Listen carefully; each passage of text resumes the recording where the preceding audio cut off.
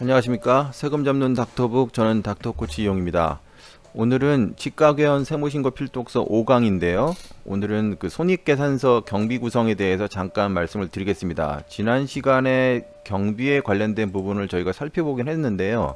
이제 주요 경비라든가 이제 큰 경비를 어떻게 정리해야 되느냐 이런 부분에 대해서 좀 말씀을 드렸고요. 오늘은 조금 더 나가겠습니다. 조금 더 나갔는데 다시 말씀드리겠지만 이 치과개헌 세무신고 필독서는 개헌을 하시는 분들이 보시는 내용이기 때문에 세무의 어떤 관리 요령이나 이런 뎁스가 깊지는 않습니다. 깊지는 않고 다만 이 강의를 통해서 목차 정도만 아셔도 충분히 방향을 잡으시는 데는 손색이 없을 겁니다. 처음부터 너무 어려운 얘기를 하시면 이제 안 하시게 돼요. 그러니까 제 이 강의의 목적은 선생님들께서 치과 세무를 관리를 가지시고 습관을 들이면서 꾸준하게 하실 수 있는 어떤 동기부여를 드리는 강의니까 뭐 내용이 깊지 않은 거에 대해서 양해를 드리고요. 이제 혹시 해당 내용에 대해서 좀 디테일한 부분을 원하고 싶으시면 연락을 주시면 저희가 이제 설명을 드리도록 할게요. 오늘은 그 손익계산서 경비 구성에 대해서 말씀드리겠습니다. 당장 이 손익계산서라는 말 자체도 어려우신 분이 계실 거예요. 그러니까 뒤에서 이제 샘플 볼게 드릴게요. 그리고 이제 계정별 이해를 좀 해야 되는데 이 내용도 또 그 많은 개원하시는 분들이 처우기에 지출에 관련된 결산을 며칠 하시다가 혹은 몇 달 하시다 실패하시는 경우가 이 경우예요. 제가 만약에 오늘 그 스텝 선생님들하고 나가서 식사를 했어요. 식사를 하면서 우리 병원이 어떻게 잘 돌아갈 방법을 찾겠다라고 연구를 많이 하면서 식사하고 차도 한잔 마시고 한 2시간이 소요돼서 결제를 하고 왔어요. 그럼 이게 복리후생비인가요? 아니면 교육훈련비인가요? 이걸 물어보신다는 거예요. 이렇게 썼는데 이게 왜 이걸 어디다 넣어야 되느냐? 그것 때문에 이 분류를 하려고 너무 애를 쓰기 때문에 관리를 못 하시는 거예요. 그러실 필요가 없습니다. 없습니다. 교육훈련비는 어떻고 복리후생비는 어떻습니까? 나중에 다 밸런스를 다시 잡을 수 있습니다. 그거 다 세무사무실에서 해주시고요. 원장님 스스로 하실 수 있어요. 그러니까 다시 한번 말씀드리지만 계정 분류는 그렇게 중요하지 않습니다. 이제 뭐 복리후생비냐, 뭐 교육훈련비냐, 뭐 수선비냐, 뭐 이건 뭐냐, 뭐 이렇게 많이 말씀하시는데 그럴 필요 없이 그냥 딱 2가지만 생각하세요. 원장님께서 이게 업무에 관련되었다고 생각하시면 그냥 업무 이렇게 분류하세요. 원장님께서 객관적으로 판단하실 때 이거는 내 학원 자녀 학원비를 보낸 거다, 카드 결제한 거다, 그거는 업무 아니잖아요. 그러면 그냥 분류 안 하시면 되고 업무에 쓰신 내용만 그냥 나중에 엑셀로 다운을 받든 업무 이렇게만 하시지 굳이 계정 분류를 하실 필요는 없어요. 그러면 계정별을 계정 과목의 이해는 왜 해야 되느냐? 원장님께서 결산 보고를 받으시게 될 거예요. 세무 대리인의 서비스에 따라 뭐 3개월 결산도 있고 뭐 분기 뭐 연말에 한 번 오는 경우도 뭐 다양하겠지만 손익 보고서라는 거를 가지고 옵니다. 손익 보고서. 그 세무사무실마다 양식은 다르겠죠. 거기는 반드시 첨부되는 게 손익계산서가 와요. 그러면 그 안에 회계적으로 계정 과목이라는 내용들이 쭉 들어가 있어요. 복리후생비, 접대비, 치과재료비, 기공료 뭐 이런 식으로.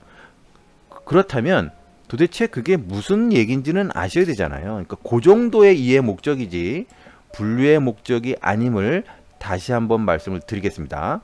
당연히 이제 개념과 결정 이해하셔야 되는데 뭐 금방 이해하실 수 있어요. 그냥 단순하니까. 그 다음에 이제 마지막으로 오늘 이제 매번 학습 목표 드리지만 지출일기를 작성하십시오라는 부분에 대해서 또 설명을 드리고자 합니다. 자, 그러면 이제 실질적으로 진행을 해볼게요. 다음 페이지부터. 자, 드디어 이게 바로 손익계산서입니다. 손익계산서. 처음 보시겠죠, 아무래도. 자, 손익계산서 구성이 어떻게 된다 볼까요? 일단 2017년 1월에 개원한 병원으로 보여집니다. 이유는 요 단기라는 게 지금을 말하는 거예요. 예를 들면 2020년도에 개원하셨다 그러면 요게 이제 2020년 뭐 1월 1일 이렇게 돼 있을 거고, 요 단기는 2020년을 말하고 전기는 지금 없죠. 전기는 없기 때문에 이 손익계산서를 통해서 우리는 이 해당 병원은 올해 신규 개원한 병원이다 라는 걸 알 수 있습니다. 자, 이 손익이라는 거는 이제 뒤에 가서 말씀드리겠지만 일단 손해냐 뭐 이익이냐 1년 동안에 이 자금의 흐름을 보는 거예요. 그러니까 캐시 플로우예요. 그러니까 그 재무상태표 그는 뭐 오늘 다루지 않습니다. 지금 뭐 중요하지 않습니다. 잊어버리세요. 이 손익계산서라는 거는 1월 1일부터 12월 30일까지 돈이 들어오고 나가는 손익의 흐름을 보는 거고, 원장들이 지원자님들이 제일 궁금해하시는 소득률도 이 손익계산서를 통해서 결정이 됩니다. 자, 이 샘플병을 볼까요? 매출액이 2억 7천 정도 이렇게 돼 있고요. 자, 일반 진료, 여러분 그 선생님도 너무 잘 아시는 일반 진료 뭐가 있을까요? 신용카드, 그 다음에 현금 영수증, 그 다음에 순수한 현금 뭐 이런 내용 들어가겠죠. 의료보험, 의료보험 뭐 이거 내용을 아실 거고. 자, 매출 원가 이거 모르셔도 돼요. 일단 이 원가는 아실 수 있는 내용이잖아요. 우리 치과에서 사용했던 경비 중에서 매출과 직접적인 영향이 있는 것을 원가라고 합니다. 뭘까요? 재료겠죠, 뭐 재료. 자, 그래서 자, 기초 재료 재고가 없죠. 왜 없을까요? 왜 없냐? 작년도가 없으니까 넘어오는 게 없죠. 이 재고라는 게, 이 기초라는 거는요, 그냥 1월 1일이에요. 1월 1일. 1월 1일로 이해하세요.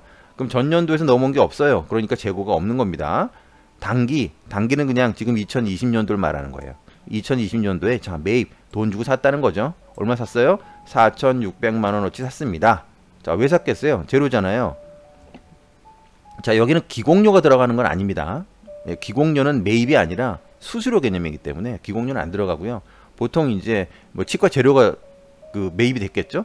자, 그래서 올해 말에 우리 해당 병원에는 치과 재료가 2천만 원 정도가 남았다, 이 뜻이에요. 이 손익계산서는. 그러면 4,600만 원에서 이 밑에 2천만 원을 빼겠죠. 산 거에서 남은 걸 뺀 게 사용한 금액이 되잖아요. 사용한 금액. 자, 이거는 지금 얘기 안 하겠습니다. 지금 별도로 또 굉장히 중요한 내용이니까 따로 다룰게요. 다만 원가가 이런 거다 정도만 이해하시고, 그래서 우리 병원의 매출이익이 얼마다. 자, 요까지는 뭐 매출에 관련된 내용이지만 손익계산서에 중요한 게 우리 병원의 매출이 어떻게 구성이 됐는지 이렇게 뭐 보시면 아실 수 있을 테고, 또 작년에 넘어온 재고액이나 올해 산 금액이 혹시 차이가 날 수 있으니까 요 정도는 보실 수 있어야 돼요. 자, 이렇게 봤고요. 자, 넘어가겠습니다. 다음 장은요. 자, 오늘 본격적으로 얘기할 이제 이 그 손익계산서인데요. 앞장은 매출이 이렇게 있었고 요 뒷장이 이런 식으로 나와요. 마찬가지. 자, 볼게요. 뭐 직원급여, 뭐 잡급, 어렵습니다 말이. 뭐 퇴직급여 쭉 이렇게 치과의 루틴한 이쪽을 개정 과목이라고 하는데, 치과는 요 정도의 개정 과목으로 구성이 됩니다. 직원급여, 뭐 스텝 급여 말하는 겁니다. 잡급, 아르바이트예요. 꼭 아르바이트라기보다도 일시적으로 한번 주는 거, 일시 용역 있잖아요. 일용직, 이런 부분들 말씀하시는 거고, 퇴직급여는 퇴직하면 주시는 거. 요즘에는 이제 퇴직연금으로 많이 대체하시죠. 자, 복리후생비, 스텝 선생님 먹고 마시고 놀고 그 다 복리후생비예요. 참고로 그렇다면 이 복리후생비는 어느 정도 비율이 이상이 되면 국세청은 좋아하지 않습니다. 당연히. 자, 이쪽에 있는 비율들은 제가 교육은 목적에 의해서 이렇게 퍼센테이지를 놔뒀어요. 이 퍼센테이지 또한 중요한 부분이 있습니다. 특정 개정 과목에 대해서 특정 퍼센테이지 이상 간다는 거는 오해를 살 수가 있는 거죠. 자, 예를 들면은 이걸 보세요. 원장님, 복리후생비가 만약에 이게 10%가 됐다. 그러면 급여를 얼마를 주는데 또 이 매출액의 10%를 또 복리후생비로 주는 그렇게 마음 좋은 치과 선생님들이 많다고 생각을 안 합니다. 국세청은. 따라서 이거는 나중에 밸런스를 다시 잡으시면 돼요. 지금은 제가 드리는 강의는 이쪽에 있는 게 어떤 내용이다라는 것만 아시면 돼요. 자, 여비교통비, 뭐 차 타고 다니시는 거, 접대비, 병원에서 접대할 일이 그렇게 많지는 않겠지만 어찌됐든 간에 접대비가 있죠.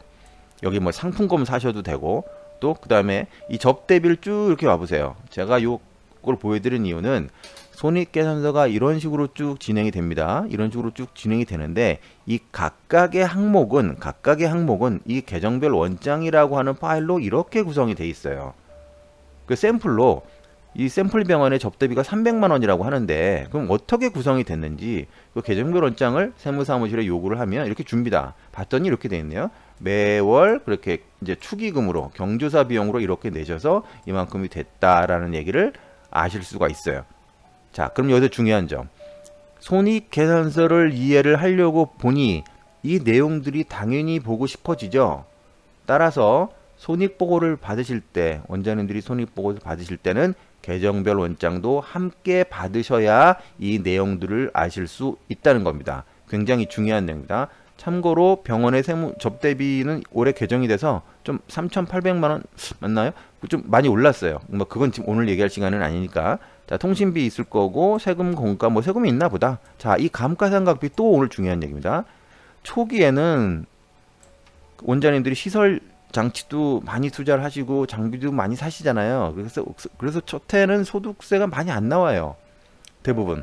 그렇다 보니까 이 감가상각비를 이제 첫 해 많이 안 넣어도 됨에도 불구하고 어떤 경우에는 감가상각비를 너무 많이 넣어서 흔한 말로 손해를 보는 세금이 그 결손액이 너무 크다는 거죠. 따라서 이 감가상각비는 지금 이제 이해를 못 하시는 부분도 있지만 제가 말씀드리고 싶은 포인트는 다른 건 아니고 이 감가상각비는 첫 해는 다른 경비들도 많이 있으니 주의하게 다 넣을 필요는 없다.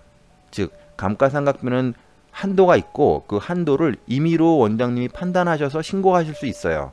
그렇기 때문에 100% 안 넣어도 됩니다. 그 얘기 말씀드리고 싶은 겁니다.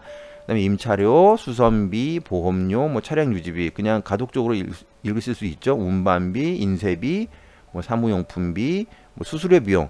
자, 이 송호품비는요, 그냥 의료 송호품비가 아니고 송호품비로 돼 있으니까 이 송호품비는 주로 그거예요. 뭐 병원에 쓰는 뭐 커피, 차, 뭐 휴지통, 뭐 티슈 이런 겁니다.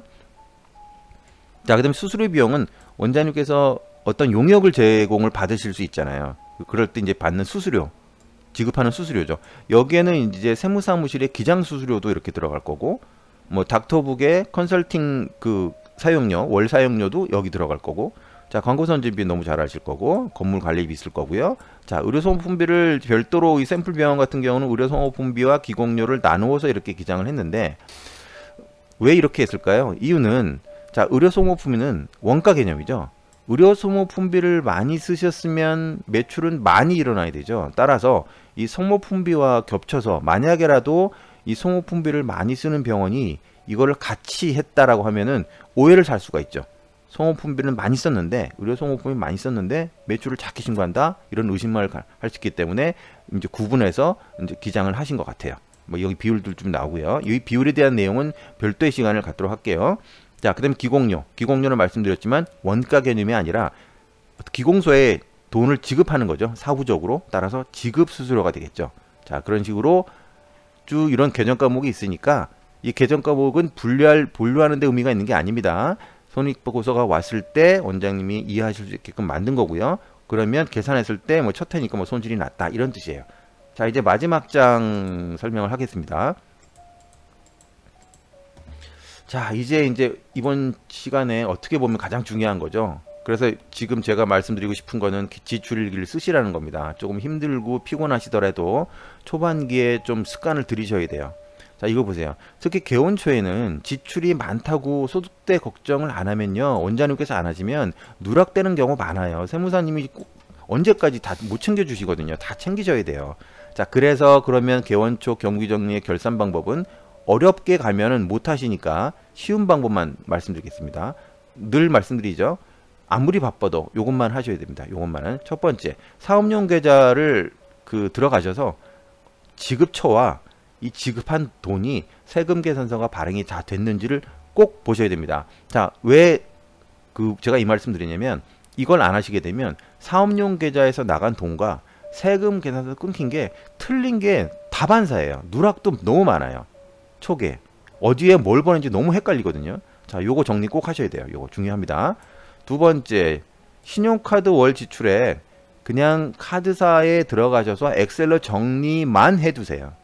정리만 해두시고 내역 한번 쭉 보시고 뭐 그거를 열심히 엑셀로 폼으로 만들어서 계정 분류하고 뭐 항목 굉장히 꼼꼼하게 하시는 분들을 많이 봤는데, 자, 하셔도 됩니다. 되는데 지쳐서 못해요. 그러니까 그냥 쓰신 내용을 정리만. 그다음에 세금 계산서도 들어가서 국세청 사이트 어떻게 들어가는지 제가 4강인가 3강에 말씀드렸어요. 거기서 국세청 정리된 정도, 요 정도만 만들어만 놓으시면 됩니다. 만들어만 놓으시고 한 달에 한 번 정도 메모하시고, 자, 그러면 마지막으로 뭐 저희 닥터북 자랑도 한번 해야죠. 저희 닥터북에는 개원 원장님들을 위해서 지출일기, 지출일기란 메뉴는 없어요. 메뉴는 없는데 지금 말씀드린 내용을 쉽게 할 수 있는 방법은 신고자료의 경비 지출 상세 정리란 기능하고 매입 증빙 발행 점검 기능이라는 신고 자료 준비 탭에 두 개가 있어요. 물론 이거에 대한 기능에 대한 영상도 올라가 있습니다. 자, 그래서 오늘은 5강이고요. 개원 원장님이 경비 정리하시는 내용에 대해서 조금 경비를 상세하게 들어갔는데, 제가 말씀드리기는 그냥 결론은 지출일기 작성을 하자. 어렵게 분류하지 말고 일단 정리라도 하자. 요 세 가지는 반드시 합시다 라는 게 오늘의 제가 말씀드리고 싶은 내용이었습니다. 자, 그러면 다음 시간에 뵙도록 하겠습니다. 감사합니다.